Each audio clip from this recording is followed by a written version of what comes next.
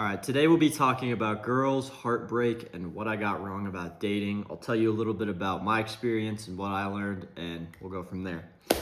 All right, to start off, a few years ago, I really liked this girl. I was talking with her, I thought things were going well, and I come to find out she made out with one of my friends. I didn't know the dude very well, he didn't know I was talking to her, and it really hurt my feelings a lot. And then she ended up ghosting me, and it was the first time I was like, why me? Why that? What did I do wrong? Newsflash, I didn't do anything wrong. She just wasn't the one for me, and I was down bad as hell. So fast forward about a year, I'm hanging out with more and more girls. Keep in mind, I'm in high school. I get the hang of it. I'm like, oh yeah, I got some confidence. These girls are really cool, whatever. And I dated a few people, and I met this one girl when I was single.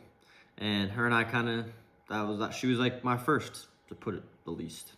And it really kind of got in my head because I was very like lover boy, like I really like someone, and if I like them, I want to keep hanging out with them, not like a one night stand type of dude. And that's kind of what it was. So it really got in my head. It really upset me for a while following that. And I ended up dating someone after. It was cool, learned a lot from it. And after that, it was my senior year of high school. And me and my friend were both single, and we low-key just went on a hoe phase. And a lot of people would be like, oh, you're gross for that, you're weird for that. I disagree. I think a hoe phase is beneficial. Now, if you're doing it forever and you're getting with everyone every single weekend, not the best look. But I do think hanging out with some girls here and there, or if you're a girl hanging out with guys, I think it's important because you know what you like. You know how to handle situations, whether you are wanting to be in one or not. And ultimately, after finishing that up, finishing my first semester of college, and I got a buzz cut and kind of getting girls was put on the back burner and whatnot, I started being a lot pickier with who I wanted to either hang out with or get with, whatever. And that only came through having a hoe phase, through knowing what I like and what I don't like, and also realizing that if you settle, the more you settle, the more you're pushing away the one you actually want. It's as simple as that. Because think about it. Let's say you're talking to multiple girls at once, thinking, "Oh, I'm the man. You know, I have all these girls on my phone. I have 10 unread chats." Dude, if you're trying to find a girlfriend or find the one, you're automatically assuming that none of them are good options because you're talking to so many different ones. Now, if it's something casual, you're getting to know people, that's one thing. But I'm talking like seriously, like situationship style, serious about if you're talking to multiple girls, you're a loser, dude. Sorry to say it. Quick little drink break. And I've just been super picky, and I think every guy should be, but they have to get to that point. I can't just tell you, oh yeah, you got to be picky with the girls you get, because you're not, unless you're going to see what happens if you aren't picky, which is a lack of morale. You're going to know deep down, if no one else does, you settled, and that's just going to keep knocking you down a peg, and eventually you'll be left with nothing. So, ultimately, what did I learn through all of this? The phase of lover boy to getting hurt, to lover boy to hoe phase to being picky and having a mix of both. Being able to walk in with a girl if you really like her, or maybe be a little more casual if you choose to be that.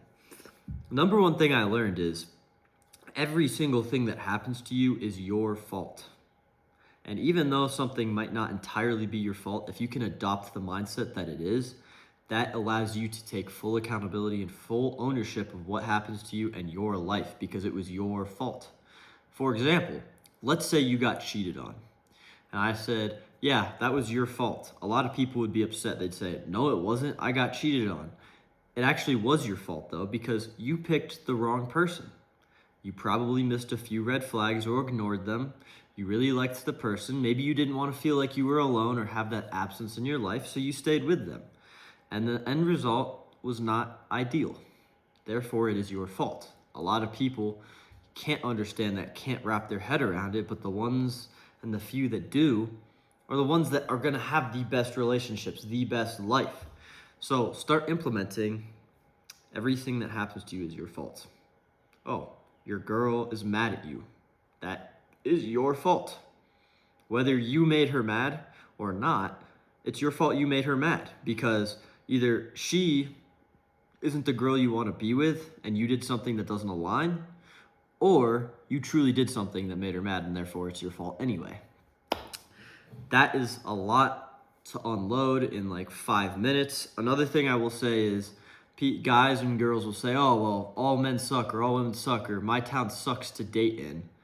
That is just not true, bro. You are the problem, ultimately. If you can't find one person in a town, any town or city or state, that's a reflection of yourself.